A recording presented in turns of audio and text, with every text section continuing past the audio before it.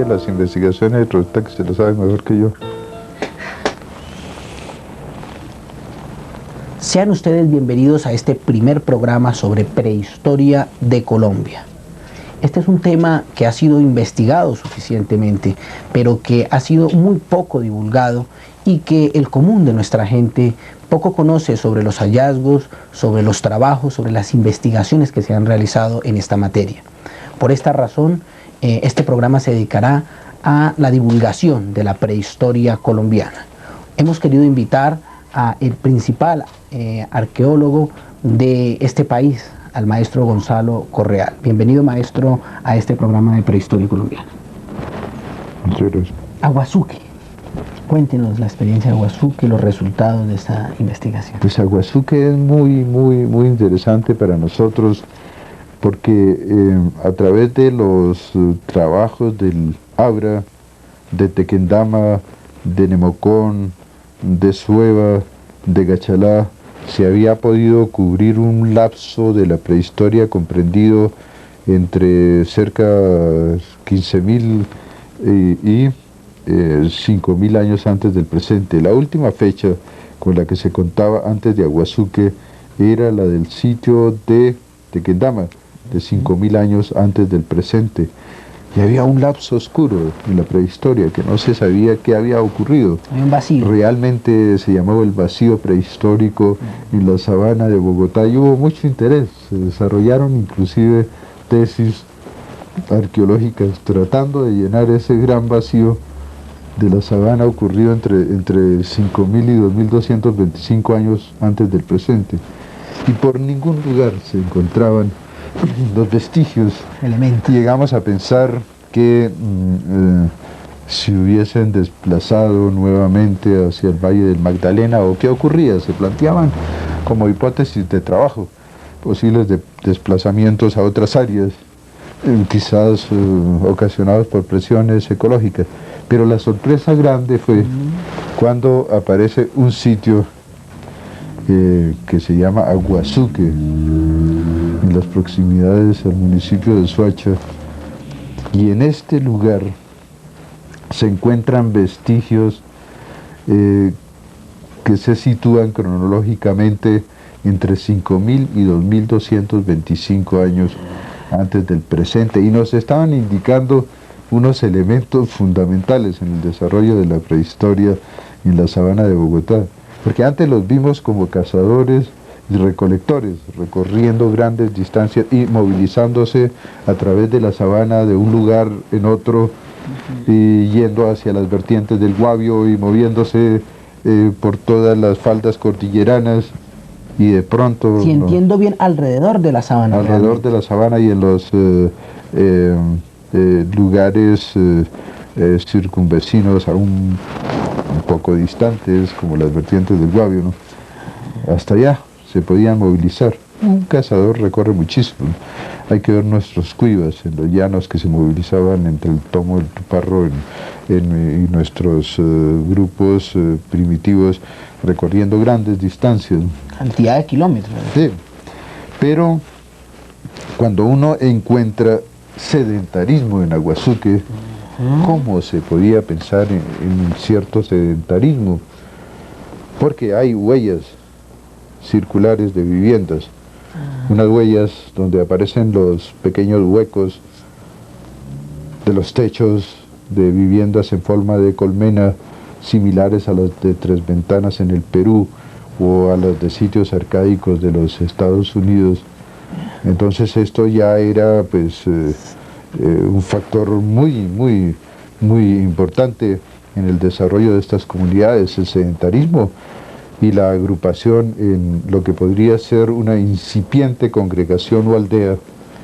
Entonces eso va a traer cambios fundamentales en el comportamiento cultural. Cuando uno está cerca a su casa y tiene ciertos modos de iniciar una casi agricultura incipiente, aparecen restos de calabazas, restos de cubios, ñame que traían de localidades muy cercanas, ñame de Escorias.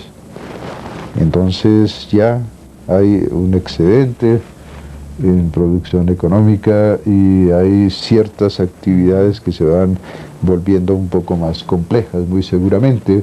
Esto se va a manifestar en toda su concepción, no solamente su concepción económica, sino su cosmovisión, porque curiosamente aparecen una serie de círculos en todas las expresiones: círculo vivienda, círculo plataformas con ocre, con huecos de ofrendas. Siempre lo circular. Círculos en los fogones. En los fogones, círculos en los cráneos, en la decoración de algunos cráneos, pintados con conchas, pintados con óxidos de hierro, pintados con colorantes vegetales y minerales y animales.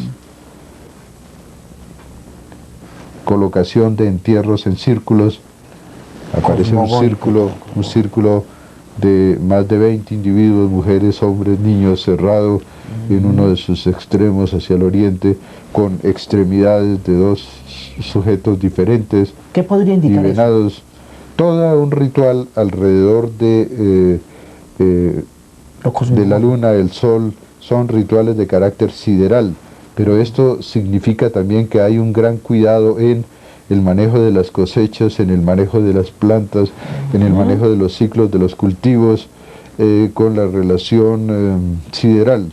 Es decir, en qué momentos, y es una idea que recogen muchas veces nuestros campesinos, y hemos oído que hay que plantar en cuarto menguante o en cuarto creciente, o hay siempre una relación entre el cultivo y los astros, y las épocas de lluvia y las épocas de sequía.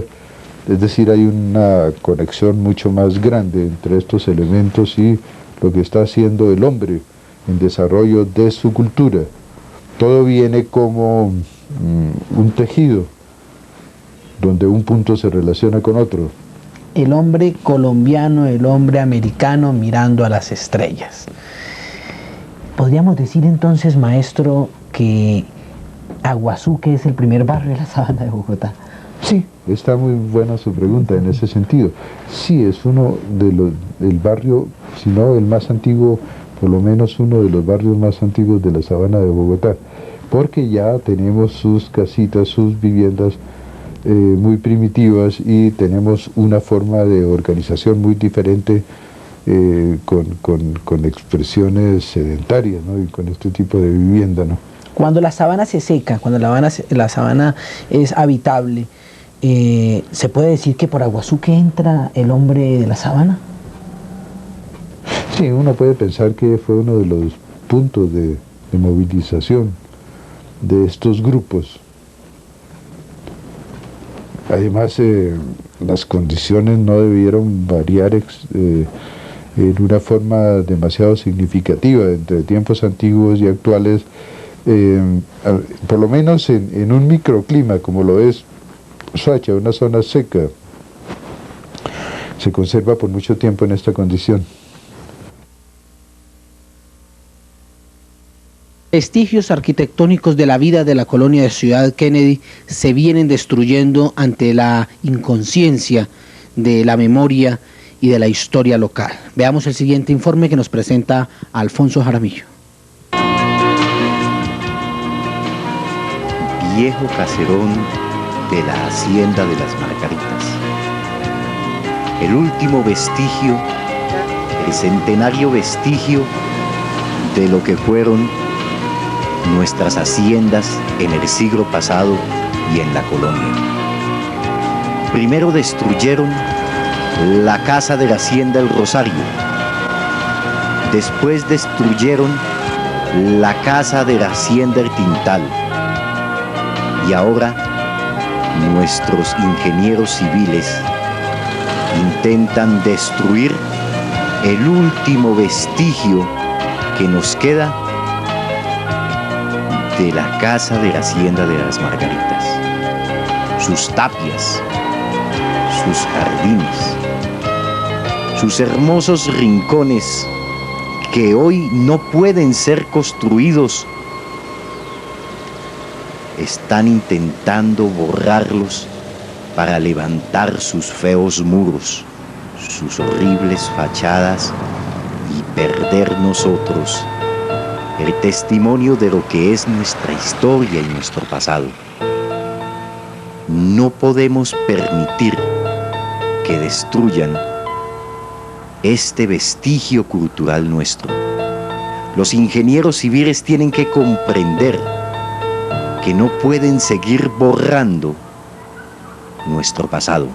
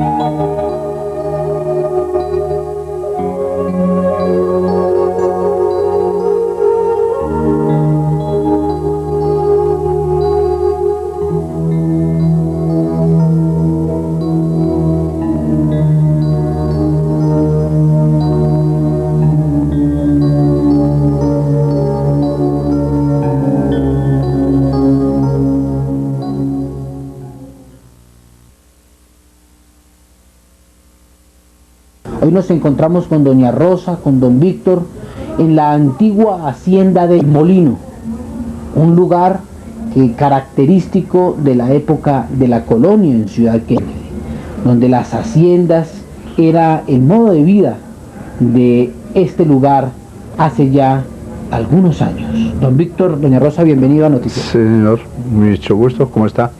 Bueno, cuéntenos, para introducir este programa, ¿hace cuánto tienen ustedes en este lugar? Aquí llevamos de estar aquí 36 años. 36 años. Yo llegué aquí en el año 1960. Entonces usted sabe, mira, hará la cuenta cuánto hace que estamos acá, en esta casa del Molino, que era la hacienda, ¿sí? Claro que ya se ha destruido un poco, pero está un poquito de recuerdo. Sí, la hacienda del Molino. Eso, ¿Por qué, sí. ¿Qué era la hacienda del Molino? La hacienda del Molino era porque había un molino aquí hacia la parte de atrás, hacia donde es el Sena, se encontraba un molino, ¿sí? Un molino, y era donde sacaban el agua. Inclusive ese molino se llevó para el norte, lo llevaron, el Isquereyal lo llevó para el club del Isquereyal al norte. El Instituto de Crédito Territorial. Sí. La hacienda del Molino, ¿de dónde a dónde iba, don Víctor? La hacienda del Molino colindaba de la calle 33 sí, hacia la calle 42 sur, con la carrera 80 hacia la calle carrera 44, la avenida Bastos, ¿sí? La hoy llamada Goberto Mejía. Eso, llamada de Goberto Mejía. De ahí, eso era lo que daba la hacienda del Molino. ¿Con quiénes llegaron en esa época? Aquí llegamos, en esa época llegué yo con el doctor, con la compañía urbanizadora Hoyos y Tamayo, que eran los que estábamos haciendo la urbanización aquí en Kennedy.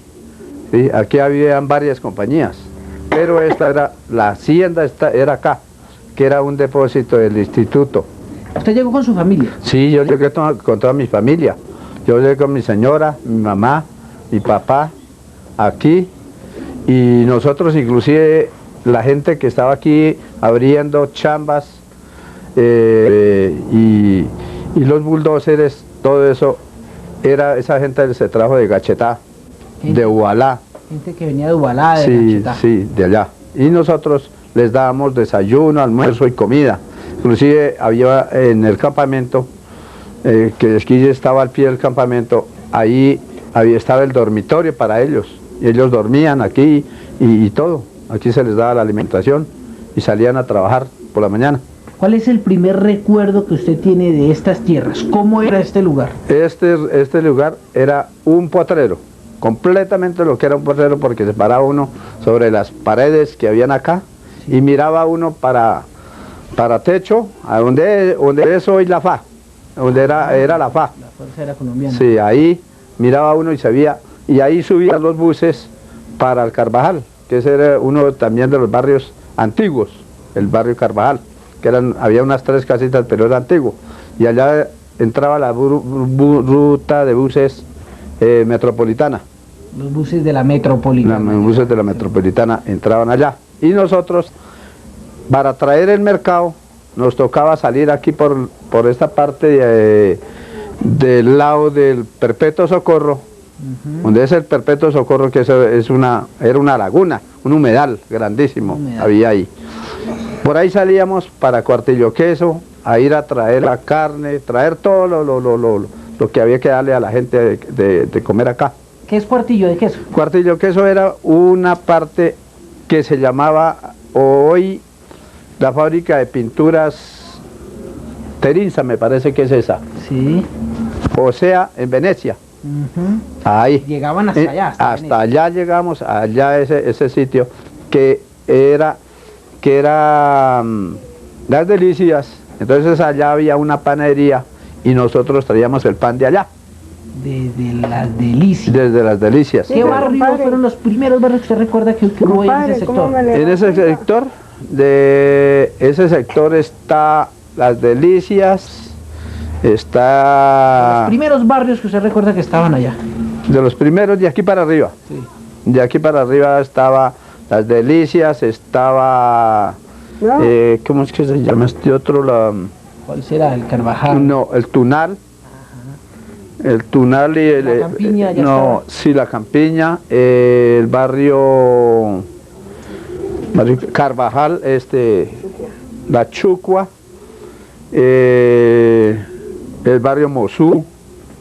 Esos fueron los primeros barrios de la localidad. De la localidad. De aquí para arriba, los barrios de la localidad octava, que recuerde, es Las Delicias, la Chucua y el barrio... ¿el barrio qué? Milenta. Ah, el Milenta también. El Milenta ya estaba algo construido. ¿Cómo era el recorrido de ir a traer el pan? Nosotros el recorrido era salir de aquí a las 5 de la mañana, ir hasta allá y traerlo para la gente, darle su desayuno. A las 6 de la mañana ya se le estaba dando su desayuno, porque ya estaban los obreros, ya iban a empezar a trabajar.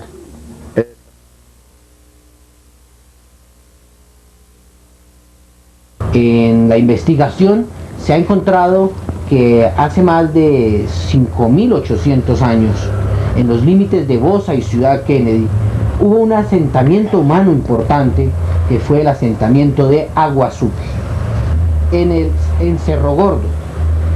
Pero de allá para acá, la historia nos sigue refrescando las acciones que han hecho en estas tierras los seres humanos. los pobladores. En esta ocasión hemos llegado a donde se inicia el proceso de urbanismo de la localidad de Octava, el proceso de construcción de sus viviendas, de sus carreteras, de sus calles. ¿Cuál fue ese primer hombre de la historia contemporánea de Ciudad Kennedy que llegó a estas tierras a generar lo que hoy es Ciudad Kennedy o la localidad de Octava, una ciudad dentro de la ciudad?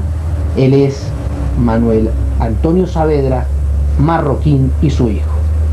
Ellos hoy no viven, pero tenemos el relato de su hijo, de su nieto, de su esposa, de su compañera, de quienes vivieron en estas tierras en el sector de la Campina. Sean ustedes bienvenidos a este anecdotario. Doña Marta, sea usted bienvenida. Alexandro, vamos hoy a charlar. Gracias. Y vamos a través de esta pantalla del televisor contarle a la gente cómo es la historia del arribo en estas tierras. ¿Hace cuánto llegó aquí su esposo al sector de la Campina? Mi esposo llegó en el año 1950. Tenía 10 años cuando él llegó acá al barrio La Campiña. Llegó con sus padres, Manuel Antonio Saavedra Marroquín y la señora María Minta Albanés de Saavedra.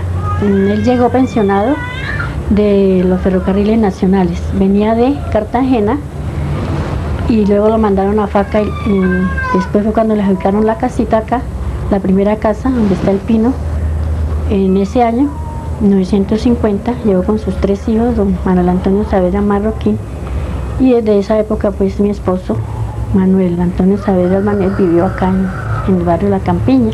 Empezó sus estudios. Aquí este era un campo de trigales y él pues salía a pie hasta Mosú. Allí lo recogía el bus del colegio, el distrital, y ahí salía para estudiar. Y así pues él fue criándose acá en el barrio con sus padres y haciendo sus estudios hasta que a través de los años pues llegó a ser líder comunitario acá en el barrio, La Campiña. ¿Cómo cuenta o cómo relata su esposo que era el paisaje de este lugar? ¿Cómo era este sitio antes de que se construyeran todas estas moles de cemento que hoy conocemos? Bueno, acá primero era la laguna, ¿no? La laguna pues era muy bonita porque en esa época pues era muy poquita la gente que la conocía y ellos tenían una lancha. Y en esa lancha pues venían visitantes de otras partes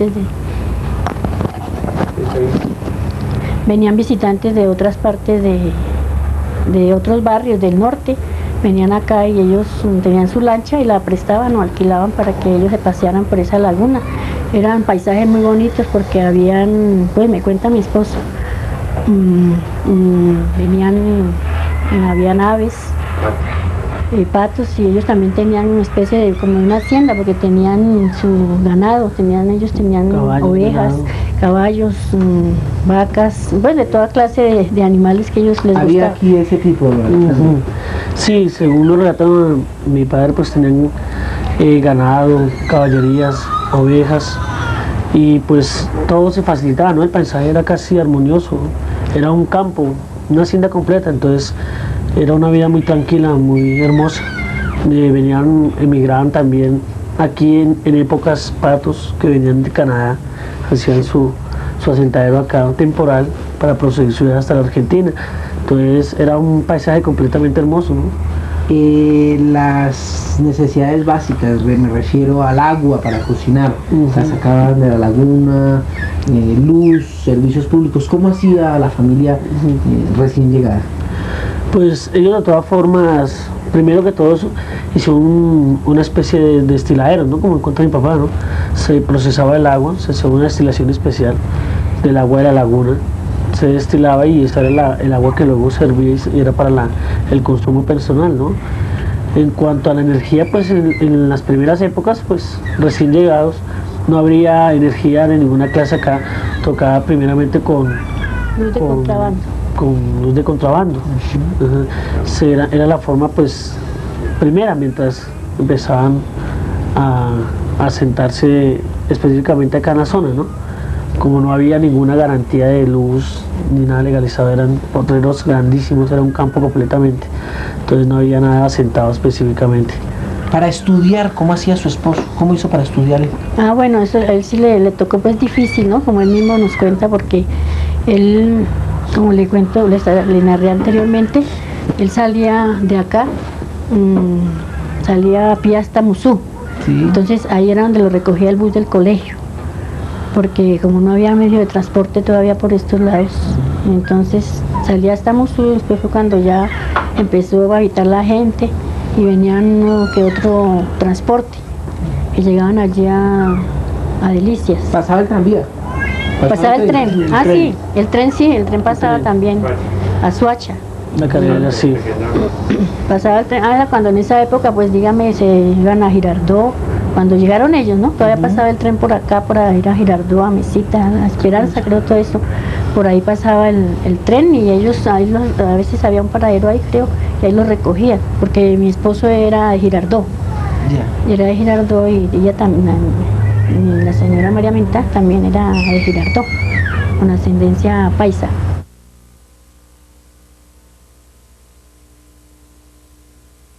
Encontramos con Argemiro Plazas García, la primera familia que llegó a Ciudad Kennedy en 1961.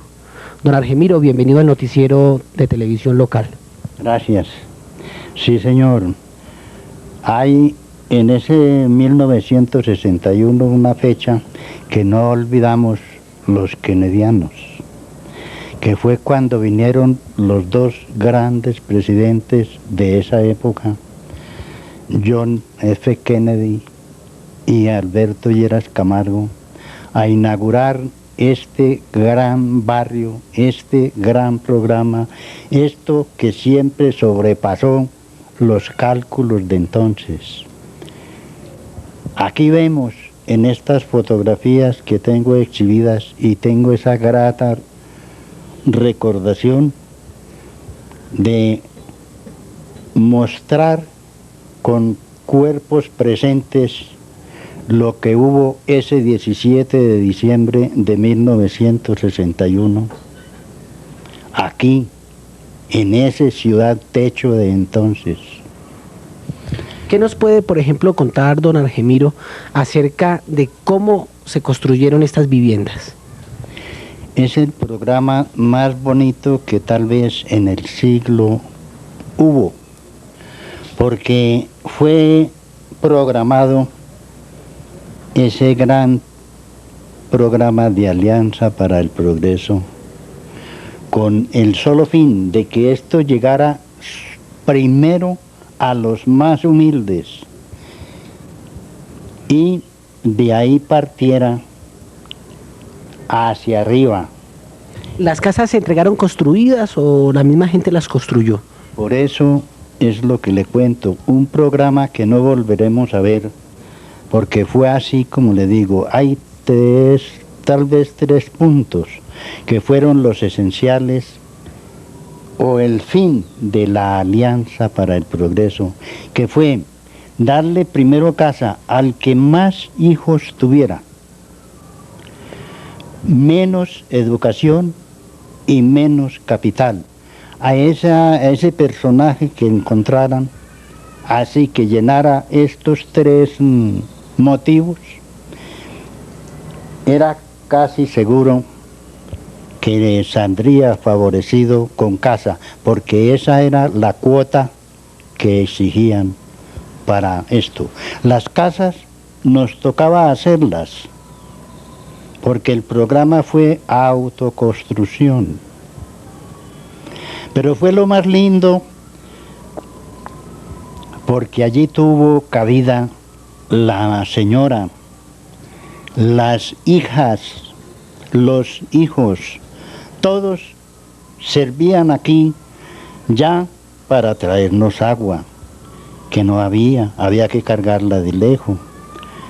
Ladrillos, arenas, piedra, todo lo que necesita uno en una construcción.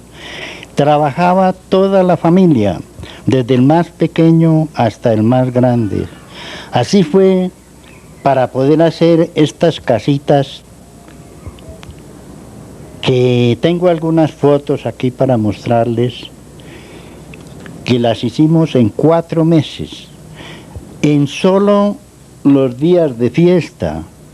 Allí trabajamos el sábado, el domingo, el jueves santo, todo día de fiesta era escogido para venir a adelantar la construcción de las viviendas. ¿Y los materiales, don Algemiro?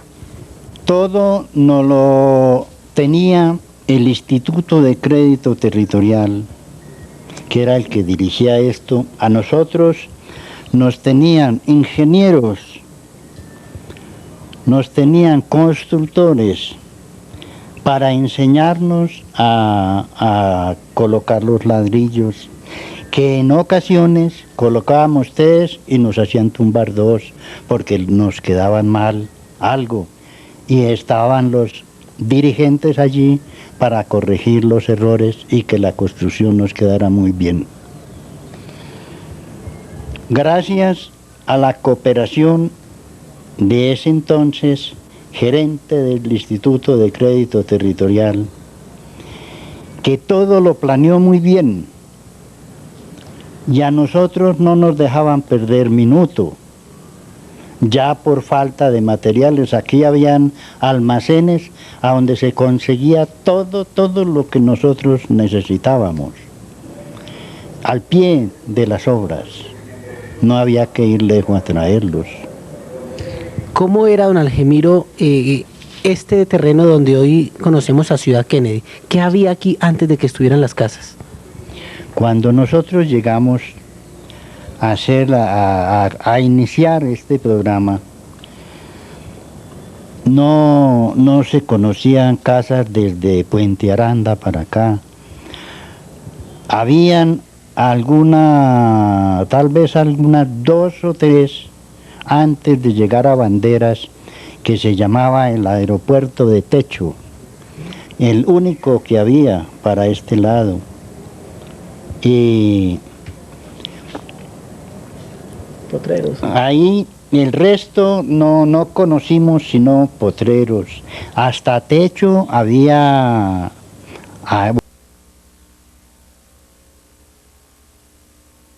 Estamos en este instante... Vicente Rufino Rusi Mendieta. Bici Mendieta, muy buena por la observación. Él es fundador de la cooperativa de transportadores de Kennedy y además de los colectivos de Bogotá Kennedy. Correcto. Y además es habitante del sector del barrio Carvajal, de los primeros habitantes. Está la memoria. Les doy las gracias pues por entrevistarme y algunas anécdotas han sucedido.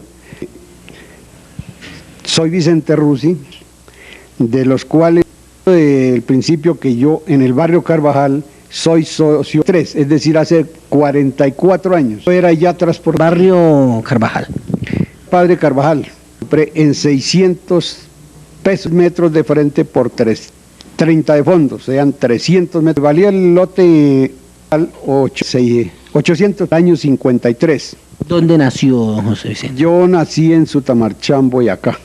¿Cómo vino a dar a Bogotá? Me vine por la misma pobreza, el problema de los campos, ¿no? Siempre uno busca mejorar su situación. Y efectivamente aquí lo conseguí.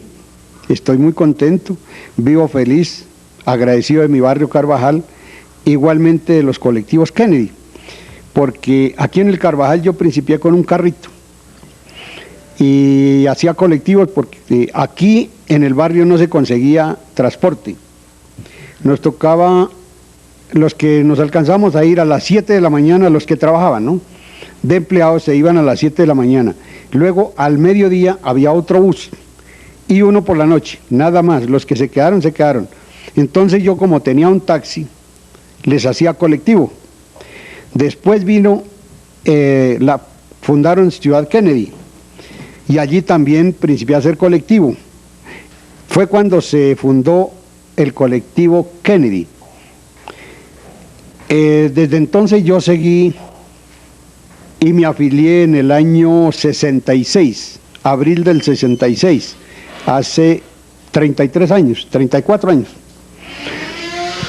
De esos 34 años que me afilié, trabajé continuos 25 años.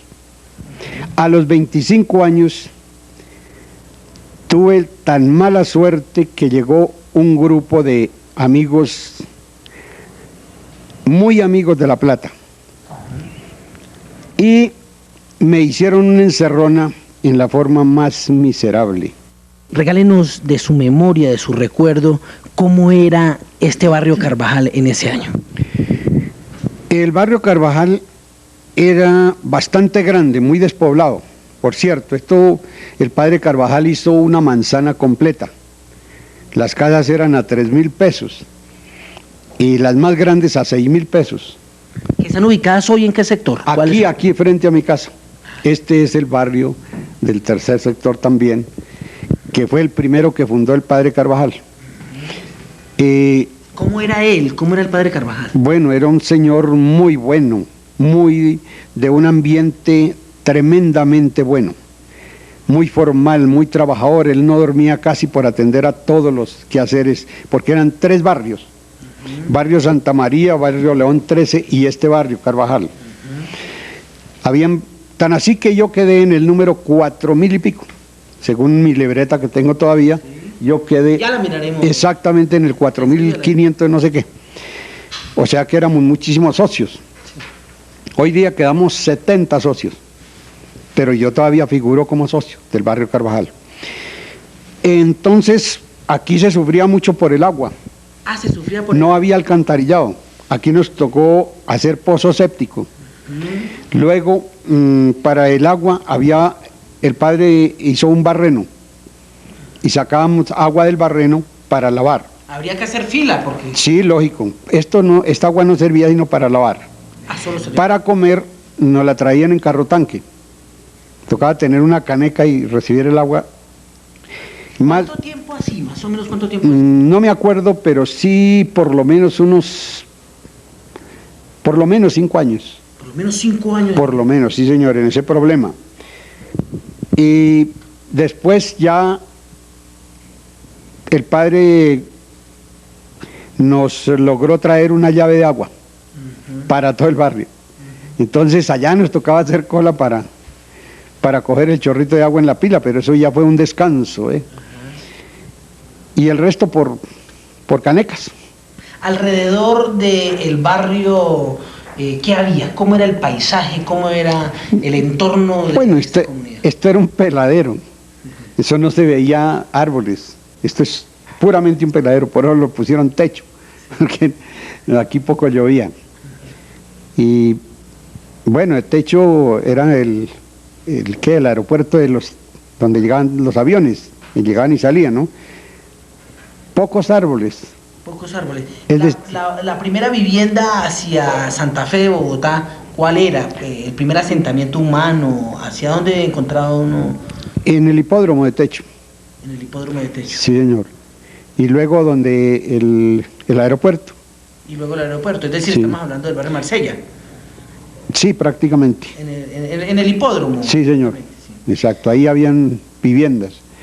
¿Alguna casa que se notara como de aspecto de una hacienda? Quintas, sí, ahí habían 2 quintas muy bonitas, al pie del hipódromo.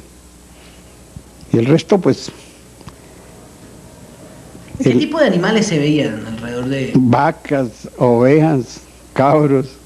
Aquí había mucho animalito de esos. Y las pocas viviendas que habían aquí, o principiaron a ver, pues casi todo el mundo tenía ovejas. Ajá. Y ganado también.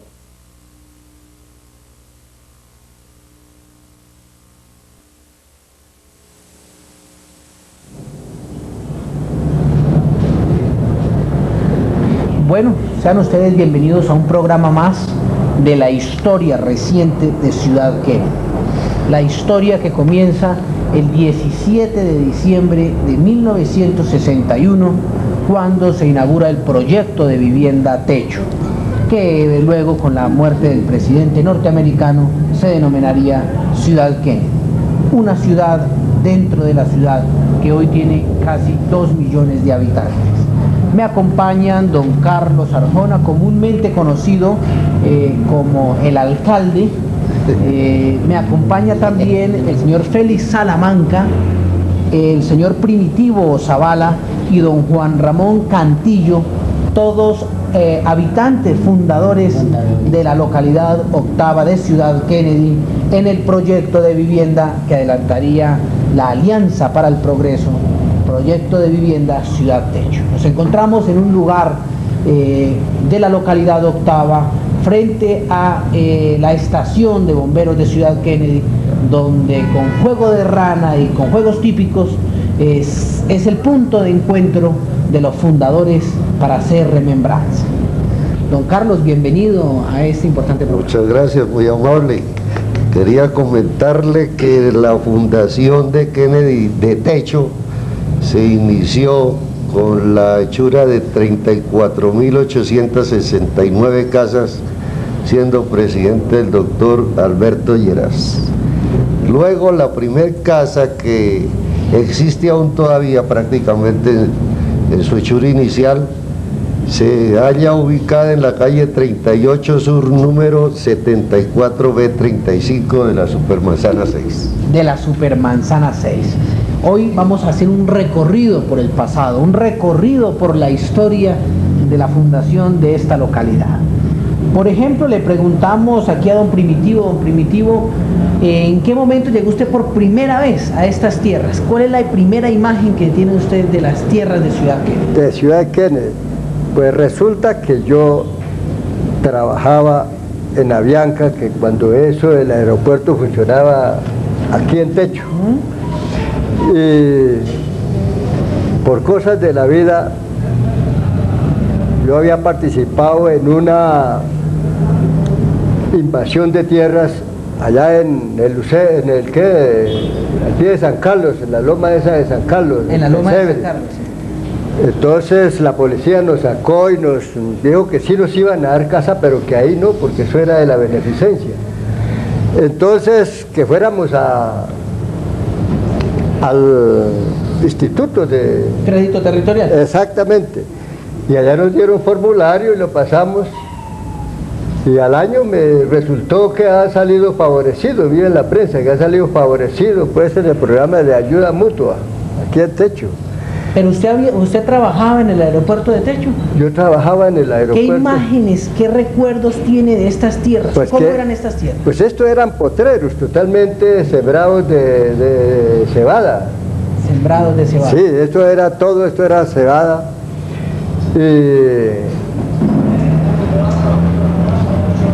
Potreros, había una hacienda por aquí abajito. ¿Una hacienda? ¿En qué lugar? ¿En lo que hoy queda? En lo que hoy queda Casablanca, creo yo. Donde termina hoy la 1 de mayo era la casa de la hacienda. Sí, más allácito, como unas 4 cuadras abajo, o 2 cuadras. La cabecera del Plazo. Sí, la cabecera del Plazo, una hacienda. El cruce de la avenida Bastos, la 86 con la 1 de mayo. Sí. Ahí era la casa de la hacienda. La casa de la hacienda era la casa más cerquita que había puesto aquí. Potreros enlagunados del Nuevo Kennedy hacia el sur.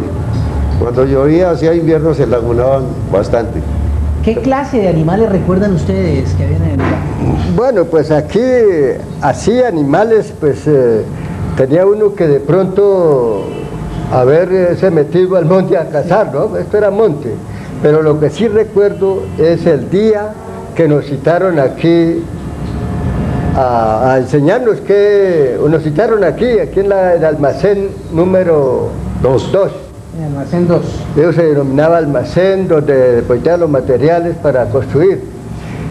Y nos citaron ahí a todos 42 adjudicatarios, que se compone la manzana 56 de la supermanzana 14. Del barrio Estados Unidos. Del barrio Estados Unidos, donde nos encontramos. Pero el barrio Estados Unidos fue posteriormente que se le dio ese nombre. Cuando eso, pues qué barrio, pues eran potreros. Eran potreros. Sí. ¿Qué animales, qué fauna, qué flora recuerdan? Pues lo más que se veía eran ratones, pero de un calibre grande, ratas, tipo conejo, que se le prestaban a uno. Uy, mucha rata había cuando eso. porque por aquí eran botaderos de basura. Por Hacia aquí, abajo, hacia abajo, hay una laguna que, por cierto, después ahí en esa laguna cayó un muchacho que se prendió en un avión cuando iba a arrancar, y ahí cayó. Yo fui a mirar allá la Va a caer ahí a la laguna. Sí, porque el tren de aterrizaje no ajustaba bien, entonces cuando iba por aquí, el avión pues sacó el tren de aterrizaje, y entonces el muchacho pues ya estaba, pues se desprendió y cayó preciso en la laguna. Eso botó porque la laguna estaba cubierta de esa hierbita. Eso era grandísima la laguna. Grande. Sí, eso era grande. Sí, ahora ya está todo construido. Plantón es que se llama. Sí. Plantón. Yerbesapo, ¿no? Bueno, Es que que pato. patos, sí, había. claro, Tinguas. patos. Patas y Tingas, palomas. palomas, sí. Conejos. Claro, mucho conejo. ¿Qué más? Ya. Mirlas, copetones. Sí, mucho, claro, figúrese. Todos los animales de tierra fría. Todos los Pero animales. lo que más resaltaba eran los Garzas. los ratones, las Eso ratas venían grandes. hartas garras Ah, de sí, allá de ahí. bastante. Garzas. Había garzas. Garzas, sí. Garzas, sí, porque eso Esa es blanca. la laguna. Sí. Es decir, que era un sitio ecológicamente enriquecido, fuerte, Por donde había supuesto. suficiente fauna, flora. Ahora no mucha, por lo que casi era todo sembrado en cebada. Y ya después que se fundó, ya pues se dividió en lotes toda la extensión de Banderas, donde era la pista del aeropuerto hacia el sur. Se dividió en manzanas hasta llegar donde hoy es la calle 43, diagonal 43.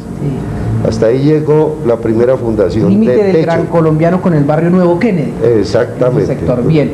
¿Cómo? A ver, vamos a hacer un recorrido imaginario en el pasado. Venimos de San Victorino, tomamos el transporte en San Victorino. Nos encontramos con qué en ese camino por la Avenida de las Américas. No, pues eso solamente habían casas hasta Puente Aranda. De Puente Aranda para abajo era solo potreros. Solo potreros.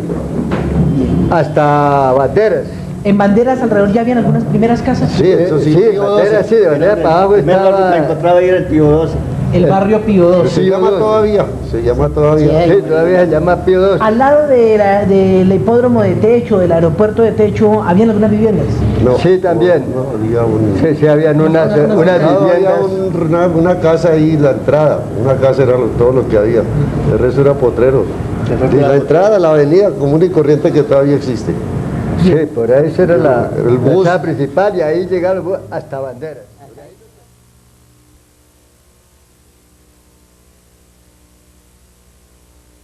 Hoy acompañado de la familia del doctor Agoberto Mejía, primer alcalde de Kennedy.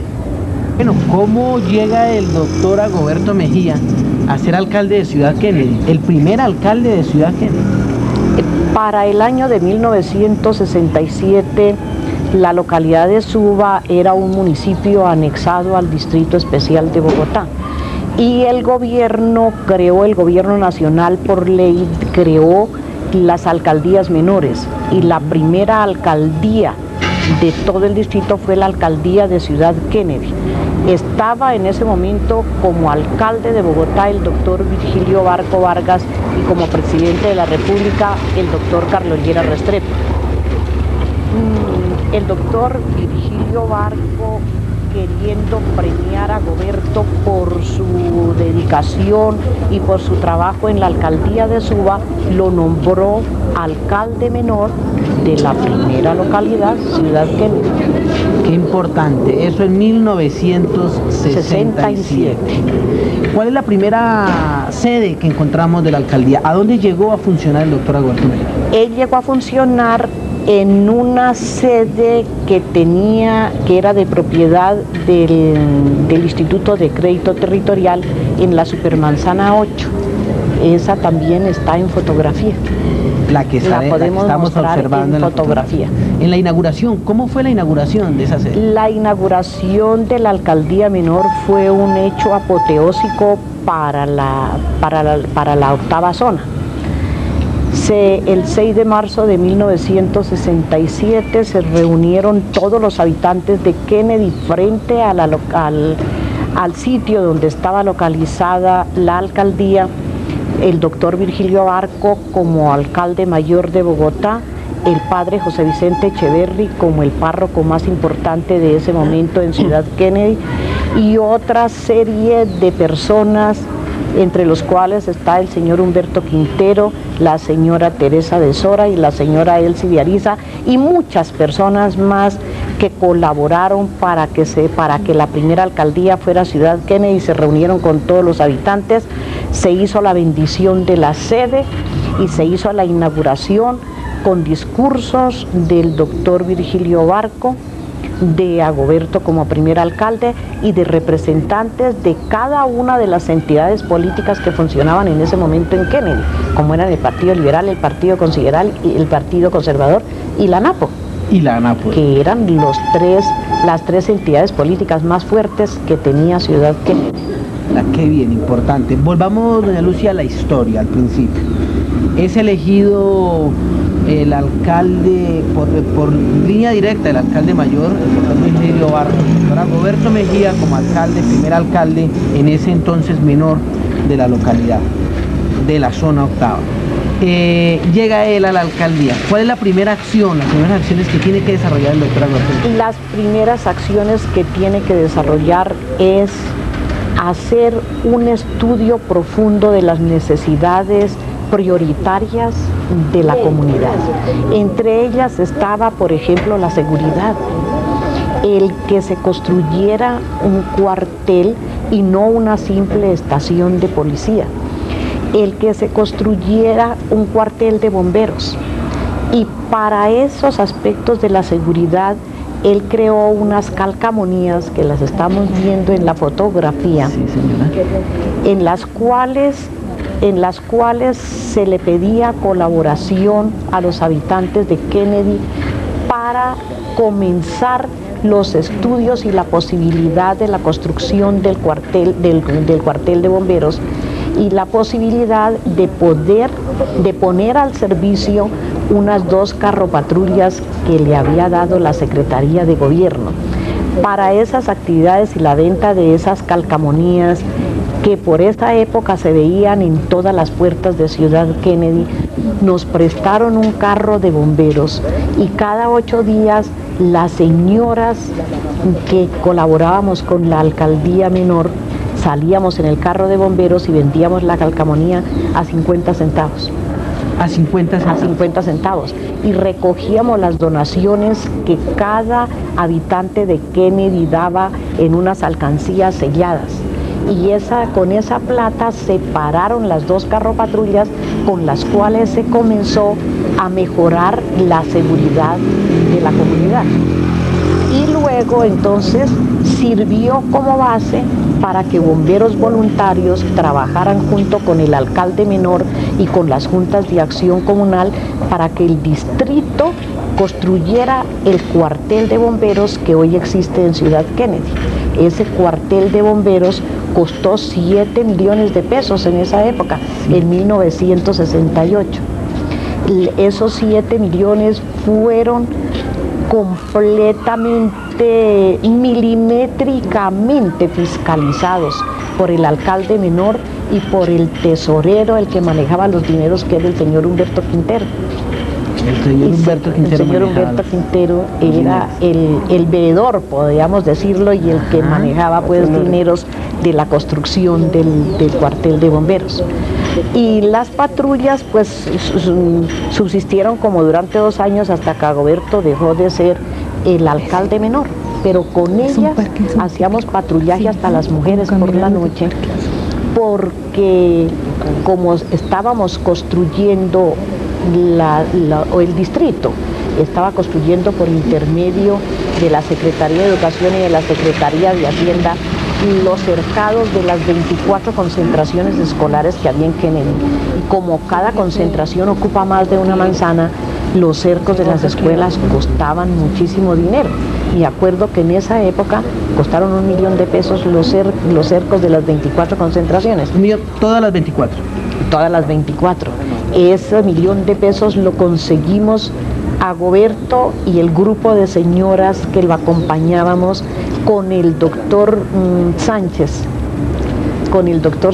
que era Julio César Sánchez, que era el secretario de Hacienda en ese momento. En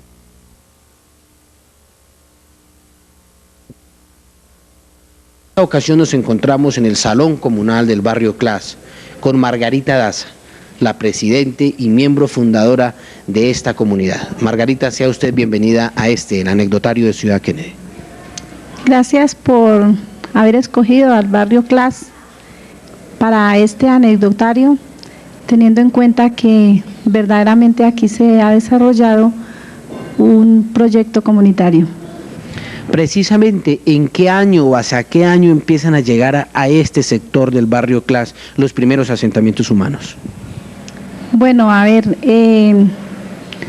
a nivel de lo que fue terreno como tal, en 1970 aproximadamente no lo había.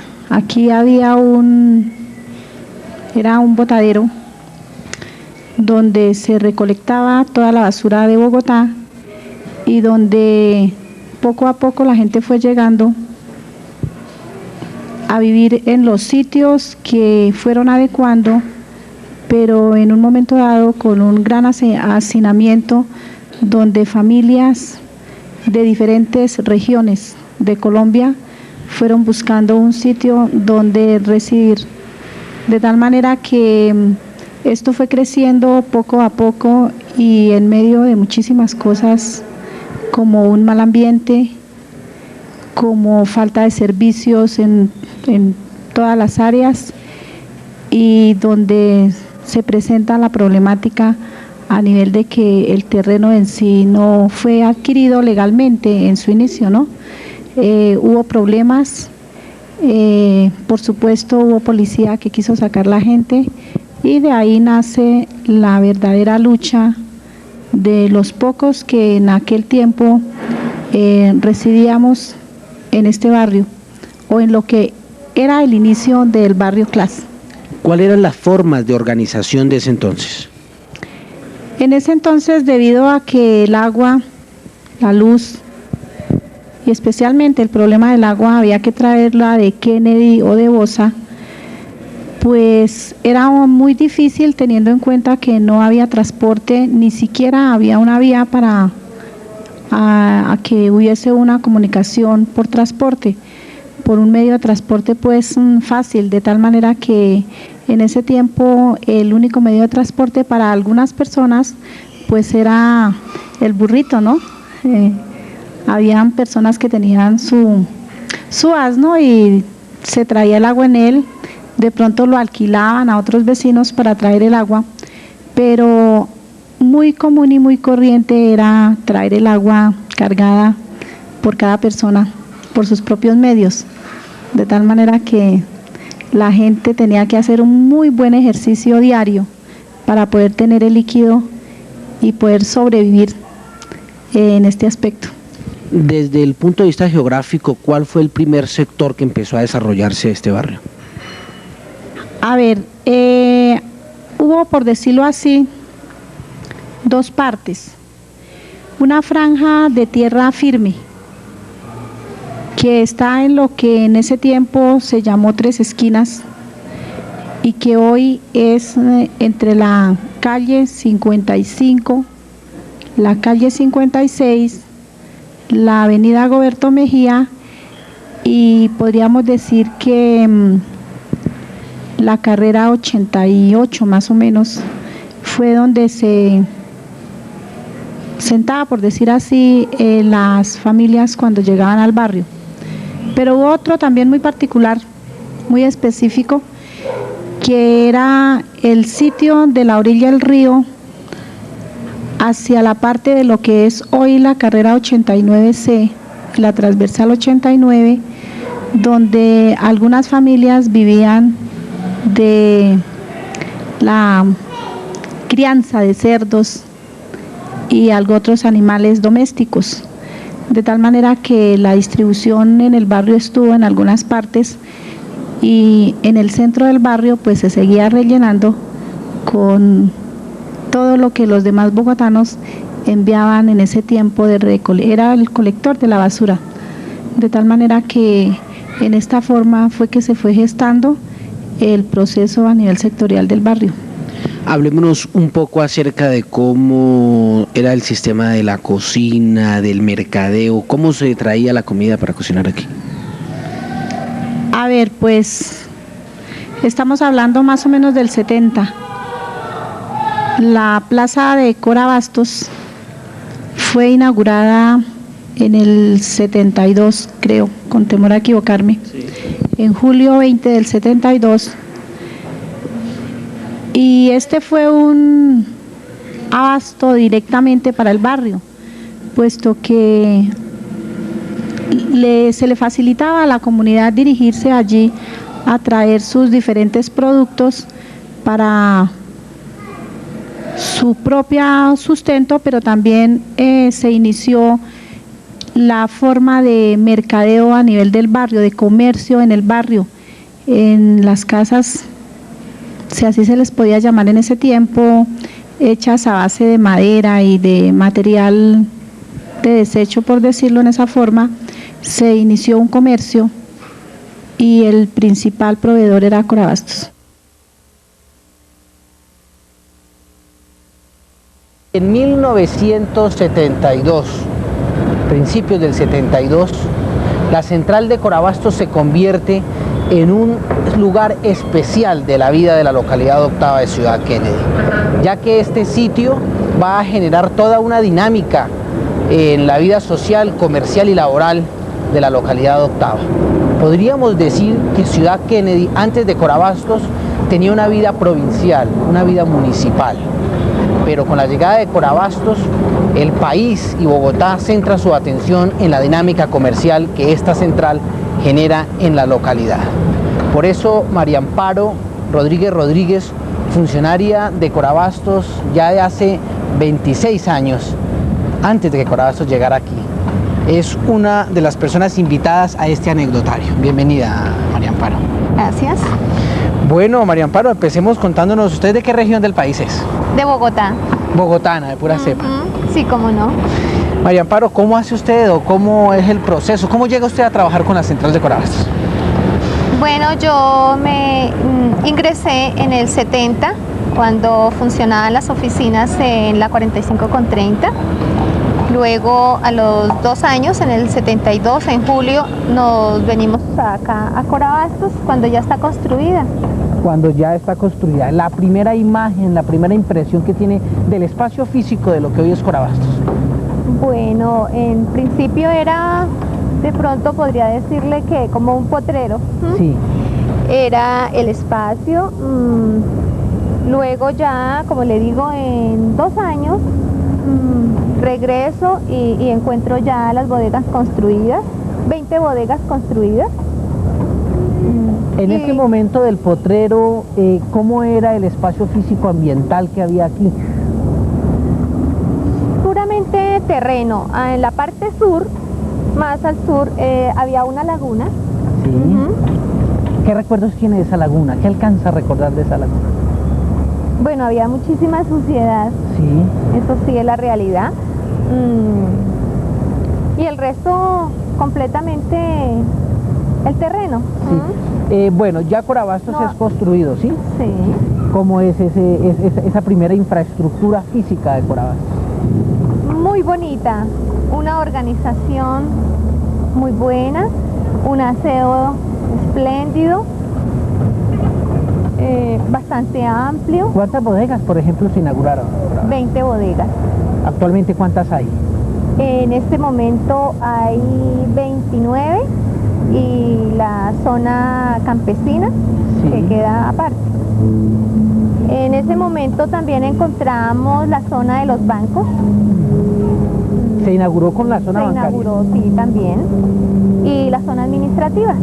Es la memoria de quienes fundan un proceso, los que tienen el recuerdo de cómo la gente siente y cómo la gente vive. En este proceso del anecdotario de Ciudad Kennedy, hemos llegado hasta la central de Cora Bastos. Cuando Cora Bastos llega a la localidad octava de Ciudad Kennedy, genera una nueva dinámica comercial. Por eso hoy nos acompaña don Adriano Mayorga, un comerciante de Corabastos, fundador de Corabastos, que ha sido miembro de su junta directiva, quien nos va a contar cómo es la historia, cómo son los recuerdos de esta central en Corabastos. Don Adriano, bienvenido. Bueno, la historia de la central de Corabastos eso se creó por Calza, anteriormente era Calza, eso fue por allá año 1970, cuando se constituyó en escritura pública ante una notaría, y luego mirando la necesidad de la zona tan deprimida que era el sector de la Plaza España, hubo un programa sobre la construcción de una central de abastos necesaria para la ciudad de Bogotá. Luego hubo un consenso del gerente fundador y quien construyó esta central, que tuvo la osadía de visitar uno a uno los comerciantes, que era el gerente de esa, doctor Germán Fejed, de cada uno de los comerciantes, sí, de la Plaza España. De la Plaza España, sí. Y junto con otros comerciantes, como el caso de don Luis Cepeda, otros ya desaparecidos, invitaban al comercio para que diera su opinión sobre si era necesario o no construir la central. De lógico que era necesario. Pero ¿cómo lo percibía el comerciante de la Plaza España? ¿Con aceptación, con desconfianza? ¿Cómo lo percibía? Bueno, en su gran mayoría, pues, como buenos colombianos, pues la mayoría un poco incrédulos, al mirar que esto era una zona muy alejada prácticamente de la ciudad en aquella época, pues muchos no creyeron, otros sí creímos, pero prácticamente esto fue un programa de gobierno que fue casi, digamos que, obligados por la sectorización, porque declaraban primer sector de la carrera 24 para arriba, y entonces quienes no se acogieron al principio, después les tengo que acogerse porque vieron que era una realidad. Sí. Entonces, aquí estamos desde la fundación. ¿Cuál era la situación de la Plaza España? ¿Por qué había que mover el comerciante de allí? Porque no presentaba signos de seguridad, porque era solamente improvisado los locales, los almacenes en casas viejas.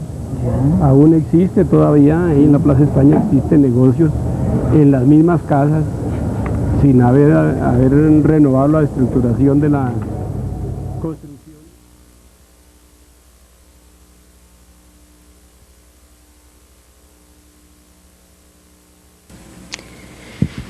Este es un capítulo más del anecdotario de Ciudad Kennedy, de cómo cuentan los fundadores de los diferentes sectores de la localidad octava el proceso de urbanismo, el arribo de los hombres contemporáneos a estas tierras de la localidad octava.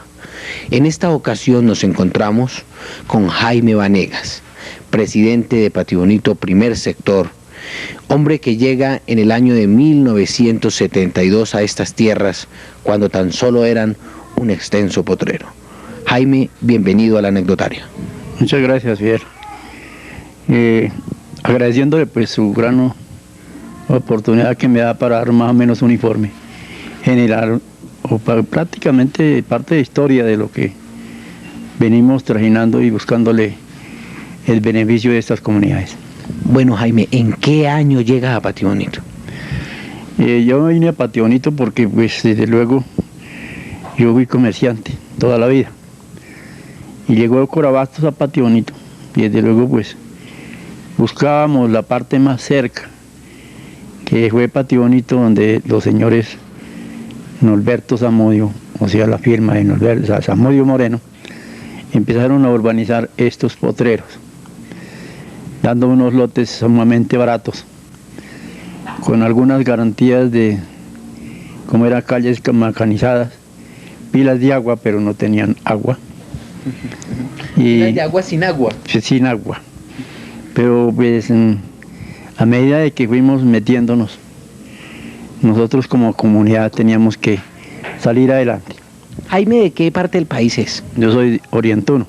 Yo nací en Bogotá, pero me crié en un pueblo de Oriente. Allá crecí y luego pues ya me vine para Bogotá y me instalé más o menos en el año de 1955. ¿Cómo se entera Jaime de la posibilidad de comprar un lote en el sector de Patio Bonito?